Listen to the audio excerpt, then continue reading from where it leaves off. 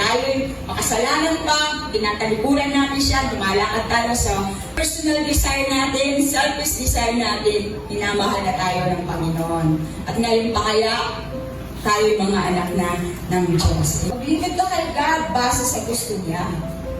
Yun ang totoong maglilingkod. Yung pangako pagsama ng Diyos, kalakit doon yung assurance ng katagumpayan. Walking in freedom is an assurance that we are walking with God, with His plans, with His purpose.